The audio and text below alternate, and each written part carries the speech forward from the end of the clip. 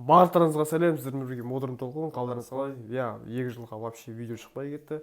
Кешірім сұраймын, енді видео апта сайын шығады деген үміттенемін, иә.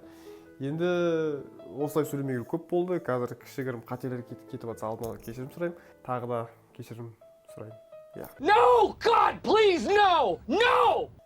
Мен жаңа жылға өзіме компьютер сыйладым, и осы компьютердің характеристикасын мен таныстырып өтейін, и қандай монитор алдым, қандай клавиатура, мышка алдым, и осының барлығын сіздермен бөліскім келіп отыр. Неге? Өйткені осы YouTube үшін мен осы компьютер алдым. Полный компьютердің бағасы примерно иә, сендер айтасыңдар, осындай бағада мен күшті компьютер құрастырып аламын, осындай видеокарта алуға болатын еді, сен неге осындай SSD алдың, дайын компьютерді сатып алдың. Я білем, что примерно бюджетный компьютер құрастыруға болатын еді, бірақ дайын, и мен өзім құрастыра алмағандықтан мен просто тупо дайын ала салдым. Ал кеттік. Бізге тең келетіндер жоқ қой, тағма отыр, тағма отыр, қолына келсе құлап тағма отыр, мұнда от жетпейді, сал тағы да отыр.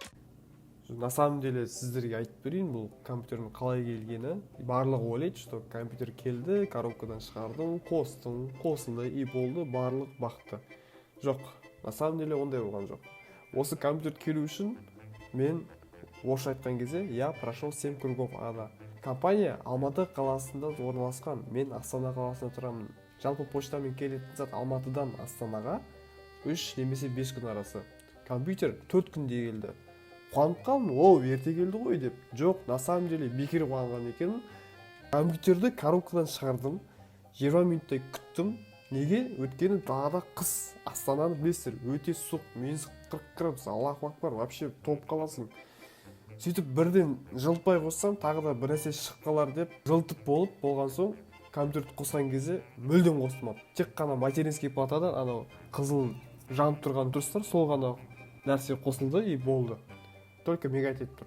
Сөйтіп мен колл-центрге звондадым, олар айтты. A few moments later. Курьер алып келді, барлығын көрдім, жақсы істеп тұр. Енді Windows 10-ны осыны айтатын. Енді характеристикасына көшетін болсақ, процессор AMD 5-ші поколение 3600, материнский плата Asus ROG 400 Gaming, видеокарта GTX 1650, 4 ГБ, 128 биттік, тек қана ойынға арналмаған, бұл жұмысқа арналған, оптимизированный.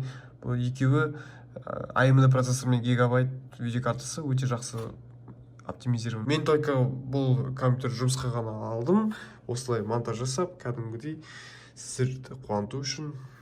Клавиатура, мышка, коврик бүкіл комплектте келді. Бағасы 9000 теңге.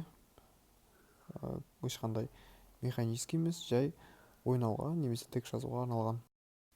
Монитор Acer компаниясыдікі VG240 Gaming. Диагонал 24, 1920-да 1080 Full HD. Монитордың төбесінде веб-камера орнатылған. GTA 5 ойынында настройкалар очень высокий, яғни жоғары барлығы. Только вертикальный синхронизация және бір кейбір моменттерді өшіріп тастадым.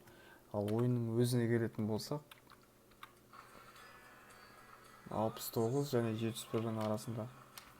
Ал ойнасақ біз